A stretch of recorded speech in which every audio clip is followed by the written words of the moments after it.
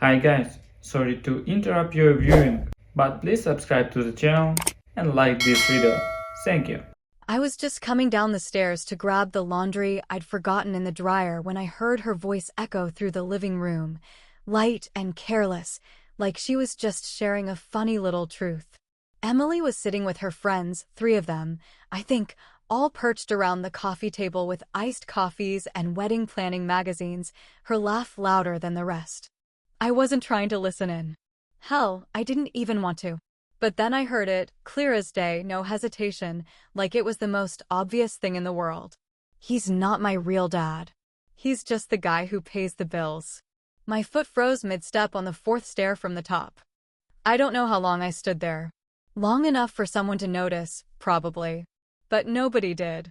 I stayed quiet and let their laughter roll through the house like nothing had changed, even though everything had just cracked open inside me. I'd heard a lot of things in my life, been called names by angry bosses, heard doctors tell me news that left me shaking, but nothing hit like that one sentence. Just the guy who pays the bills. Like I was the damn utility company.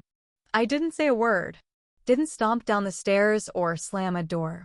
Just turned around and walked back into my room, folded the clean clothes I had already picked up from the dryer earlier that day, and sat on the edge of my bed with the pile next to me like I didn't know what to do with my hands anymore. My chest hurt. Not in that dramatic, movie heartbreak way, but in the kind that makes you feel like maybe you've been slowly bleeding out for years without noticing. The kind of hurt you don't cry over because it's too deep for tears. I met Emily when she was 5. Her mom, Lisa, had just finalized the divorce, and her ex had packed up and left the state 3 days later. No goodbye, no visit, no child support check. Just disappeared like he'd never existed. I met Lisa at a company function. I worked IT at the time. She was an admin, and we hit it off. Fast forward a year, and I was brushing the knots out of a 5-year-old's hair before kindergarten and learning the words to lullabies I thought I'd never need. She never called me Dad right away. I didn't expect her to. I wasn't trying to replace anyone, I just wanted to show up and stay. Every morning I made her lunch. Every night I read her a story. When she cried, I sat by her bed until her breathing slowed. When she had nightmares, I held her until morning. Her first dance recital, I nearly missed my own sister's wedding to be there. I still remember sitting in that auditorium, watching her spin on stage in a sparkly blue tutu, thinking, yeah, this is it. This is the moment I became her dad. I took out a second job when she needed braces. Worked overnight stocking at a warehouse just so she wouldn't feel like the odd one out at school. I skipped 3 work promotions in 10 years because taking care of her meant I couldn't risk longer hours or moving to a different state. I sat through 4 years of teenage meltdowns over boys, grades, and friend drama. I was the one who taught her how to drive, who picked her up when she got stranded at that party and didn't want her mom to find out. I'm the one who stood in the pouring rain holding jumper cables because she forgot to turn her lights off. But none of that seemed to matter. In one sentence, she erased it all. I wasn't her real dad. Just the guy who pays the bills. As if all I ever did was swipe a credit card and disappear into the background. I kept wondering, was that what she always thought? Did she ever see me as anything more than her mom's husband who happened to live in the same house? Was I just some side character in her life, an accessory to her story? Later that night, I sat at my desk with a beer in one hand and a pen in the other. I opened an old spiral notebook from the junk drawer, same one I used to write grocery lists in, and I started writing. Not a letter, exactly. More like a list. A record. I called it Receipt for the Bills I Paid. I wrote down everything I could remember. Ballet lessons, age 6. $1,200. Braces, age 11. 5,000, give or take. Driver's ed course, age 15. 350. Prom dress, senior year. 400. College textbooks, freshman year. 1,300. Gas money. Late night calls. Emergency vet bill for her cat. Rent when she moved out and couldn't cover the deposit. The groceries. The electric bill she forgot when she moved into her first apartment. All of it. Every damn cent. But I didn't stop there. I added the time too. The hours spent helping her study for exams. The nights sitting on the bathroom floor while she cried over a breakup. The Saturdays I gave up golfing with the guys because she wanted pancakes. The missed birthdays. The gray hairs. The patience. The love. I didn't plan to show it to her. I didn't write it to make her feel guilty. I wrote it because I needed to remind myself it was real. That I hadn't imagined those years. That I hadn't hallucinated fatherhood. Sometimes, when someone says something that breaks you, your first instinct is to prove them wrong. Not to them, but to yourself. To remember you were more than just a wallet with legs. She's getting married next spring. Planning everything with her mom's help, picking flowers and venues, and talking to vendors like it's the happiest time of her life. And maybe it is. But I look at her now, this grown woman who used to wrap her arms around my neck and whisper, "Love you, Dad," and I wonder when that stopped being true. Maybe it never was. Maybe she just said what she thought I wanted to hear. I didn't say anything that day on the stairs. I don't think I ever will. Because if she can't see who I am by now, no speech or confrontation is going to change that. The damage is done. I just keep playing the words over in my head like a song on loop. He's not my real dad. He's just the guy who pays the bills. And maybe that's all I ever was. But that night, I started writing a letter I never planned to give her. I titled it, "Receipt for the Bills I Paid." The morning after I wrote that list, the receipt that nobody but me will ever read, I woke up earlier than usual and sat in the kitchen pretending to scroll through the news on my phone while my coffee went cold. I kept listening for the sound of her door creaking open upstairs, but it never came. Emily had already left for the day. Probably to meet Trevor or shop for centerpieces or whatever else it is brides-to-be fill their time with. I told myself I didn't care. I told myself it was better this way, that silence was easier than pretending nothing had happened, but it still felt like walking barefoot across a floor you just dropped glass on. You keep stepping carefully, but something always cuts. Lisa noticed almost immediately. We've been divorced for a few years now, but we still share the kind of communication that only long-term co-parenting can give you. It's subtle. She picks up on when I don't smile during jokes, or when I leave right after dinner without helping clean up. She cornered me 2 days after the stairwell moment, right in the middle of the garage while we were sorting through folding chairs for Emily's engagement barbecue. "You've been off lately," she said, not looking up from the tangled mess of cords and cobwebs in her hands. "Is it work? Or is it something with Emily?" I didn't answer right away. Just shrugged and muttered something about a deadline at the office. But Lisa's not dumb. She gave me that look, the one she used to give Emily when she caught her sneaking candy before dinner.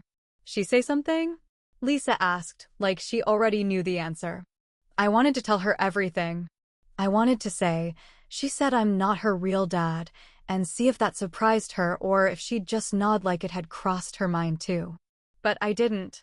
Because saying it out loud would have made it more real, and if there's one thing I've learned in life, it's that once you speak your pain into existence, it starts growing roots. So I told her I'm fine and walked back inside. Emily didn't seem to notice anything had shifted between us. Not even a flinch. She asked me to help hang lights in the backyard, laughed with her friends when I nearly fell off the stepladder, tossed me a beer, and said, "Thanks, Mark," in that cheerful, casual tone that made me feel like a handyman instead of a father. Like I was just another person helping out. The barbecue that weekend was one of those events where everyone pretends they're having more fun than they are. People posed with plates of ribs and paper cups filled with sweet tea. The music was just a bit too loud, and the mosquitoes arrived right on cue. Emily floated around the party like she was already on her honeymoon. At one point, she pulled out her phone to take a group picture. Lisa, her cousins, aunts, and her future in-laws all clustered together under the twinkle lights. I stood nearby, sipping my drink and trying not to make a big deal out of it. She never asked me to get in the photo, and that was fine, really. But what hit me hardest came later that night when she posted the picture on social media with a caption that read, "Couldn't ask for a better real family." She cropped me out. Not just excluded me, but actually took the time to cut me out. I wasn't photobombing, wasn't making a weird face. I was standing to the side, clearly visible, and she erased me. Like I was a stranger in the background of a memory that didn't belong to me. I stared at that post for a long time. Long enough for Lisa to send me a screenshot of it with no caption, just a question mark. I didn't reply. I just closed the app and opened a bottle of whiskey I'd been saving for something special. Guess that day had finally come. Later that week, I started thinking about all the money I'd put into her life. Not because I wanted it back or expected gratitude, but because I wanted to understand where I went wrong. I sat down with a calculator and did the math the best I could remember. I figured, conservatively, I'd spent at least $40,000 on her since she was 5. Then I laughed. 40,000 over the years? That's about 1,000 a year, right? Which, looking back, is probably wrong as hell since she's 26 now, and 21 years times 1,000 is only 21 grand. But it sounded good in the moment, and besides, I know I've probably spent double that. But none of it really mattered anymore. I could have paid $1 million, and it wouldn't have bought me a place in that photo. I started getting distant. I showed up less, said less, smiled less. Lisa picked up on it every time, but Emily never did. Or maybe she did and chose to ignore it. It's hard to tell with people who only look at you when they need something. I remembered something that hit me harder than I expected. The first time she called me Dad. She was learning to drive, and we were on this narrow two-lane road out near the edge of town. She took a corner too fast, hit the curb, and blew a tire. She panicked and started crying, gripping the wheel like it might save her. I pulled over, walked her through changing the tire, and when we were done, she looked up at me, red-eyed and shaky, and said, "Thanks, Dad." Just like that. No hesitation. At the time, I thought it meant everything had changed. That I had finally crossed some invisible threshold into fatherhood. Now, looking back, I wonder if it was just convenience. Maybe Dad came out easier than Mark in the moment. Or maybe she didn't even realize she said it. Just like she probably didn't realize she erased me from her life a little more every year since. A few days after the barbecue, I went into the garage and pulled down a plastic tub full of old keepsakes, cards, drawings, report cards with little notes at the bottom. I found every Father's Day card she ever gave me. Little things she scribbled as a kid like, "You're my hero," or "I love you more than pizza," and later, in her teen years, simple, "Thanks for everything, Dad." I went through each one, slowly, reading them like they were part of some old book I forgot I had a role in. Then I tore them all up. Every last one. Tossed them into the recycling bin and watched the past get carried away by the wind. And then she texted. "Can we talk?" is all it said. I stared at the screen for a while. No explanation. No apology. Just that. Like she had something important to say. Or maybe she just needed something again. I didn't reply. Not yet. 3 days after her text, I finally responded, not with words, but with a simple thumbs up to let her know I'd come by. I didn't trust myself to write anything longer without letting something slip that I might regret. I told myself I wasn't going for her. I told myself I was just going because I wanted to hear what kind of person she was now, face to face, without a screen in the way. But mostly, I just wanted to see if she'd bring it up, the comment. The words she tossed out to her friends like I was a line item on a budget sheet. When I got to her place, I knocked twice and stood there waiting, already rehearsing what I'd say if she opened the door with that same casual smile she always used when she needed something. She answered barefoot, wearing some oversized sweater that made her look 12 again for half a second before the illusion broke, and she waved me in like nothing had happened. The air inside smelled like vanilla candles and stress.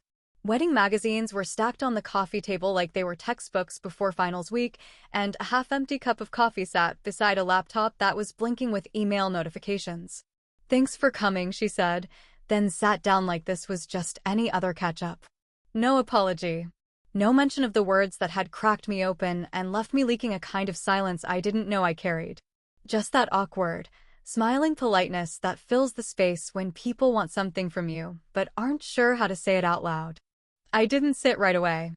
I just stood there, watching her scroll on her laptop, until she finally turned the screen toward me and said, "I wanted to show you the invitation draft." The design was simple, elegant, probably expensive. Her and Trevor's names written in gold foil across a soft cream background. Below the date and time, it read, "Walked down the aisle by Mom. Given away by..." And that's where it stopped. No name. Just a blank line like the paper itself was holding its breath, waiting for someone to fill it in. She didn't look up from the screen. Just sipped her coffee and waited for me to say something. "Is that what you wanted to talk about?" I asked, my voice sounding calmer than I felt. I didn't ask about the missing name. I didn't ask who the hell she thought would be giving her away, if not the man who tucked her into bed for 15 years while her biological father disappeared into the wind like a bad investment. "Well, yeah," she said, still not meeting my eyes. "I mean, I want you there. You've always been part of the family." That word, part, hit me like a shovel to the ribs. Part of the family. Not "you're my family." Not "you've been my dad." Just a piece of the whole. A support beam, not the foundation. I didn't push. I just nodded and let the silence grow awkward enough that she finally filled it with something even worse. "Trevor's really excited to meet everyone," she said. "He's heard a lot about you." When I finally met him, it was at a brunch she hosted for the bridal party and immediate family.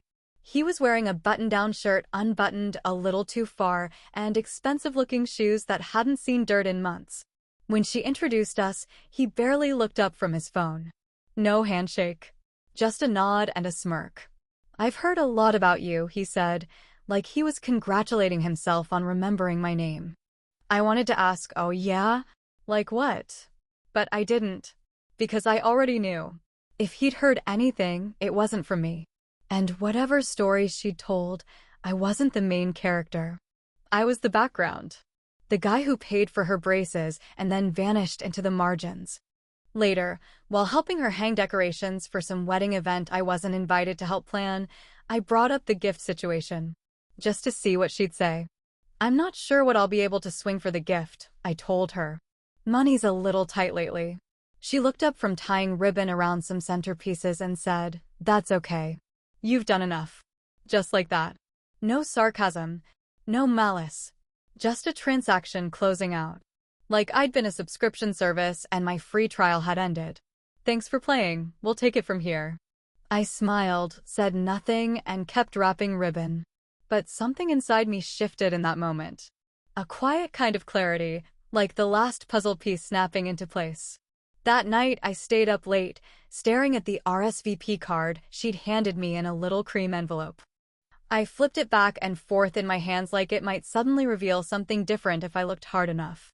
In the end, I filled it out. I checked yes. But not because I planned to attend as a proud father watching his daughter walk into a new life.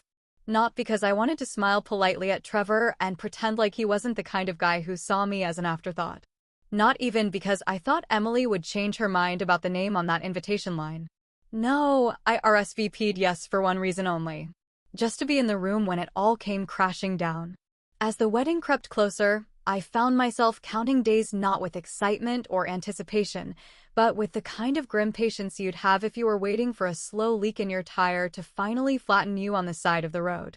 Every conversation with Emily felt like a customer service call, brief, polite, detached, and every text was about logistics, never emotion. I'd become the guy she checked in with about seating arrangements, not the man who taught her how to ride a bike, tie her shoes, and tell the difference between the people who love you and the ones who just say it when it's convenient. It was Lisa, of all people, who ended up saving me from going completely off the rails.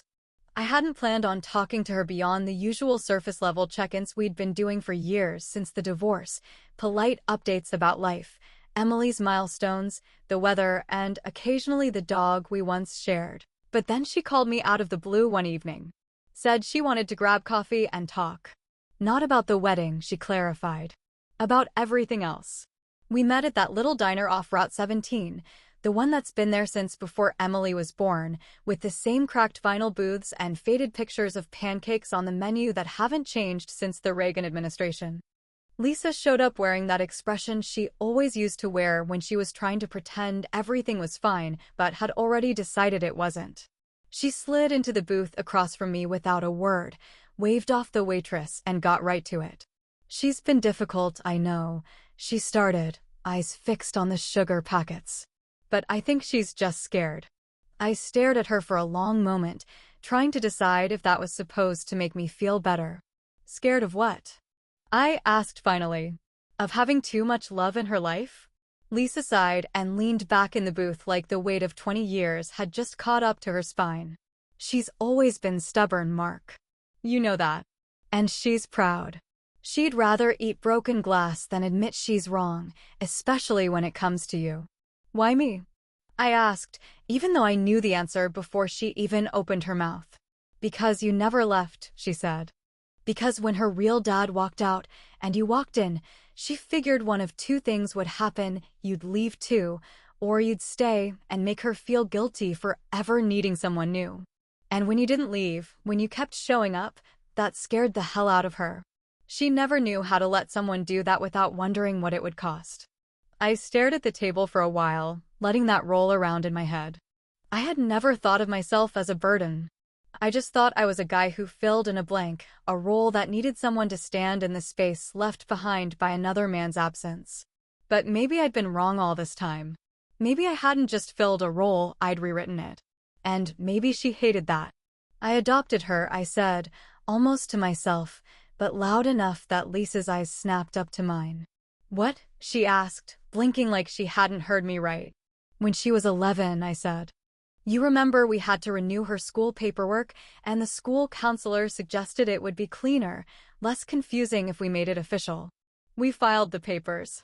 I signed everything. She became Emily Reynolds, legally. Not just because of you. Because I wanted it." Lisa stared at me like I'd just confessed to burying a body under our old porch.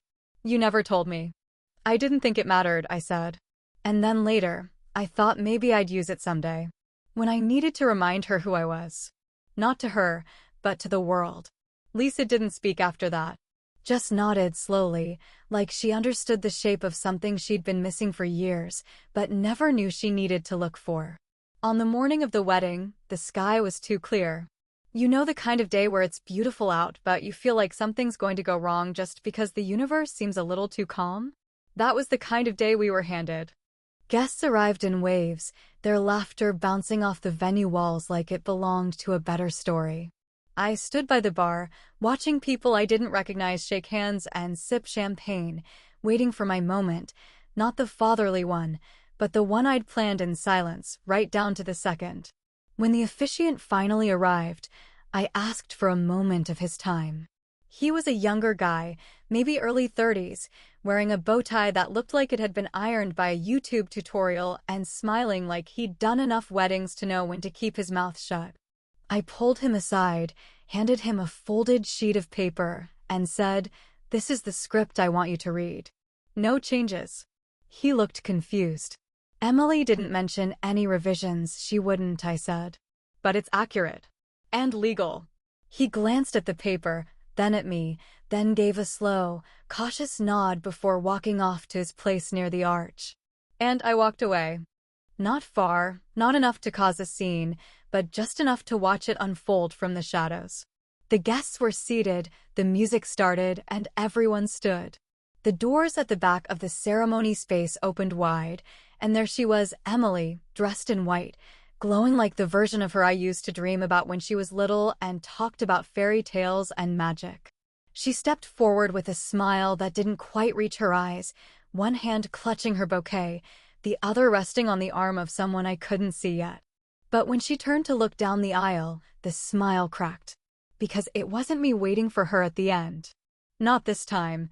The music was still playing when the doors swung open and the room turned to see her, Emily, radiant in a dress that shimmered like a memory I wasn't sure I still had the right to hold. It was the kind of dress you save for magazine covers or Disney endings, and for a second, even I felt the breath catch in my throat just seeing her like that. But that moment, fleeting, fragile, and maybe undeserved, ended the instant she took her first step forward and realized that the man who'd promised to be waiting at the end of the aisle wasn't there. It wasn't me. It was Lisa. The collective gasp from the guests echoed louder than the piano track still trickling through the speakers. People leaned over and whispered behind programs, heads tilted and eyebrows raised, trying to understand what exactly was going on. Lisa stood firm, hand wrapped gently around Emily's elbow, her face frozen in that calm, polite smile she always wore when she had to play peacemaker in public. Emily hesitated, her whole body tensing like she was trying to backtrack without actually moving. But then, like a soldier marching into a war zone she didn't believe in anymore, she took another step forward, lips tight and eyes scanning the crowd for some kind of explanation. And then came the voice. The officiant, standing tall at the front, cleared his throat and opened the small folder I'd handed him earlier that morning.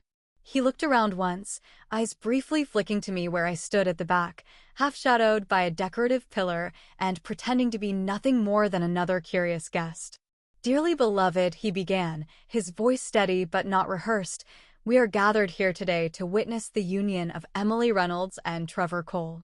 Another wave of murmurs rippled through the audience. Emily Reynolds? That wasn't the name printed on the invites. She hadn't gone by my last name since she was 15, when she demanded we let her revert to her biological father's surname because, and I quote, "it feels more authentic." I hadn't said a word back then. Just nodded, signed the papers, and told myself it was just a phase, something a teenager does to feel in control. But now? Now, it was printed in the script she hadn't written. The officiant continued, pausing only once to glance at the page before him. "We recognize today not only the love between this couple, but the journey of Emily, daughter of Lisa and Mark Reynolds, who is being celebrated today not just for the vows she's making, but for the life she's been given." Emily's head turned so sharply toward the officiant I thought her neck might snap. She tried to say something, but before she could speak, the man held up a hand gently. He had been told not to stop unless told to by me, and I wasn't moving. Mark, who legally adopted Emily when she was 11 years old and raised her since she was 5, could not be here today. Not because of distance or illness, but because some things money can't buy, including recognition, appreciation, and gratitude. Dead silence. For a moment, no one breathed. Not Trevor. Not Lisa. Not even Emily. The air was thick, like someone had ripped the roof off the venue and dropped 1,000 pounds of truth right into the middle of the ceremony. I could see the color drain from her face. The sound of whispers spread like wildfire, people pulling out their phones to double-check names, others nudging each other and mouthing words like adopted and since 5 and what the hell. It wasn't chaos, not yet, but it was teetering on the edge. And then, without a word, Emily dropped her bouquet. It hit the floor with a muffled thud, petals breaking off like pieces of an illusion, and she turned on her heel and walked straight out of the room. Not a glance back. Not to Lisa, who stood frozen in the middle of the aisle. Not to Trevor, who looked like he'd been slapped with a lawsuit he didn't see coming. Not to me. But I followed her anyway, not to chase her, not to comfort her, but because I needed to be there when the truth finally caught up to her. She made it to the back hallway, behind the reception area, and sat down hard on a bench that had probably been placed there for exhausted guests or brides with blistered feet. She was shaking, not from cold, but from something older, guilt, anger, confusion. It didn't matter. She saw me before I even said a word. "Why did you do that?" she asked, eyes red but dry, voice thin like a string stretched too tight. I sat down across from her and leaned forward, elbows on my knees, hands clasped like I was about to deliver a performance review no one wanted to hear. "Because," I said, "you finally saw who I've been this whole time. And I wanted everyone else to see it too." She blinked, looked away, and swallowed whatever words had been forming behind her teeth. For a second, I thought maybe she'd get angry, maybe she'd call me selfish or cruel or accuse me of ruining her perfect day. But none of that came. Instead, she asked quietly, "Will you walk me down the aisle if I ever get married again?" There was no sarcasm in her tone. No bite. Just this raw, open honesty I hadn't seen in her since she was a little girl sitting on my lap after scraping her knees and whispering, "Don't tell Mom."